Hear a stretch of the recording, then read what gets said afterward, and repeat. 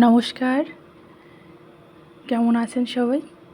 আশা করছি যে যেখান থেকে ভিডিওটি দেখছেন না কেন সবাই অনেক অনেক ভালো আছেন আর সুস্থ আছেন। শিকদাস লাইফস্টাইলের আরও একটি নতুন ভিডিওতে সবাইকে অনেক অনেক সুস্বাগত জানিয়ে আমার ভিডিওটি এখান থেকে শুরু করছি।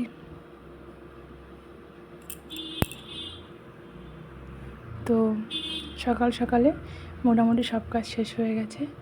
ভাতটা বসিয়ে দিয়েছি, তারপরে হচ্ছে এখানটায় পাট শাকটাকে বেছে নিতে। আজকে পাট শাকের ডাল হবে, আর সঙ্গে তো বাকি সব রান্নাবান্না তোমাদের সঙ্গে শেয়ার করবই। এখন যে পরিমাণে গরম পড়েছে এতে প্রচুর মানুষের হিট স্ট্রোক হয়ে যায়, তো সবাই বাইরে বেরোলে একটু সাবধানে বেরোবে।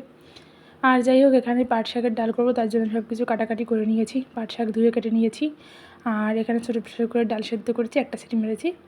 এখানে ভাত হচ্ছে, আর ওখানে নিয়েছি পেঁয়াজ রসুন একটু কাঁচা লঙ্কা, ব্যাস। আজকে ঘরে পাইপলাইনের কাজ হবে, তো সকালবেলা তো এগুলো রান্না হবে, কিন্তু আজকে ঘরে মাছটা বাড়ন্ত, মানে মাছ বাজারটা শেষ হয়ে গেছে, তো দুপুরের রান্নাটা পরেই করতে হবে। আজকে সকাল সকাল রান্না হবে না আমার, আর এই দুপুরে রান্না করতে না আমার খুব কষ্ট হয়। আমার বলতে কি সবারই খুব কষ্ট হয়, ভীষণই কষ্ট হয়। এরপরে পাট শাকগুলো সব বেছে রেখে দিলাম। প্রথমে অর্ধেকটা বেছেছিলাম, এরপর সকালে রান্নাটা করে ছেলে ঘুম থেকে ওঠানোর জন্য দেখলাম পুরোটাই বেছে নিই। তারপর বর বাজার থেকে আসলো, দেন ছেলেকে খাইয়ে মাছগুলোকে পরিষ্কার করে নিলাম। আর এখানে বরকে একটা মাছ ভেজে দেবো, আর এই মাছগুলো নিয়েছি রান্না করার জন্য। ট্যাংরা মাছের পাতলা ঝোল হবে।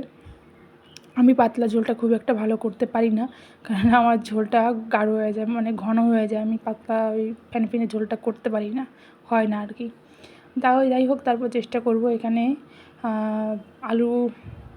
আলুটাকে প্রথমে কালো জিরে ফোড়ন দিয়ে একবারে দিয়ে দিয়েছি, আর তুলবো না। আলুটাকে ভেজে নিচ্ছি নুন হলুদ দিয়ে। তারপরে এখানটায় দেখো জিরে আর আদাটা পেস্ট করে নিয়েছি। দেখো এই রবারটা ঢিল হয়ে গেছে, মানে এটাকে চেঞ্জ করতে হবে। তো ওটা মিক্সি করার সময় ভিতরে ঢুকে গেছে, মানে মিক্সি খোলার সময় ভিতরে ঢুকে গেছে আর কি।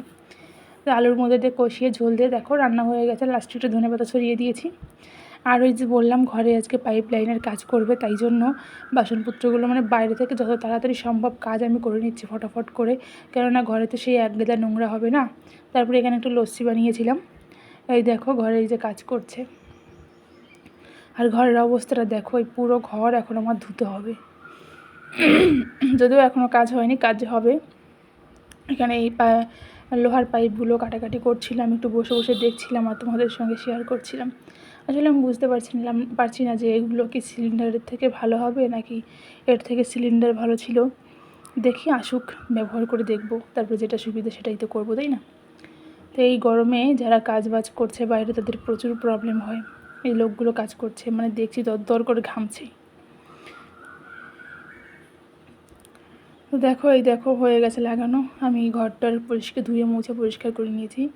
বাসনগুলোকে আবার ধুতে হয়েছে, কেননা ওখানটা লাল ধুলো উড়ে গেছিলো। তাই মা ফোন করলো যে রাত্রেবেলা রান্না করতে হবে না, আমাদের বাড়িতে খাবি। দেখো আমার মানে ঘেমে পুরো মানে মুখটুক গ্লো করছিল প্রচণ্ড ঘামে। আর এখানে মা করছে মাংস আর রুটি। আজকে চিকেনের রুটি হবে। ওই আমার বড় মাসির ছেলে এসছে, মানে দাদা এসছে, তাই জন্য আর কি, মানে ইচ্ছার জন্য করা আর কি। নাহলে এই গরমে চিকেন খাওয়ার অতটা ইন্টারেস্ট থাকে না, যদিও আমার চিকেন ভীষণ প্রিয়, যখন তখন সবসময় খেতে পারি, কিন্তু এই গরমে খেতে একটু কষ্ট হয় বই কি, মানে খাওয়ার কষ্ট থেকে রান্না করতে কষ্টটা বেশি হয়। তো আমি নাড়াচাড়া করছিলাম। তারপরে দেখো কষানো হয়ে গেলে ঝোল দিয়ে দিয়েছে। ঝোল হবে না, এটা কষাই হবে, মানে ঝোল দিয়ে ফোটানোর জন্য একটু ঝোল দেওয়া হয়েছে। যাই হোক, আজকে এই অবধি, ভালো থাকবে, টাটা।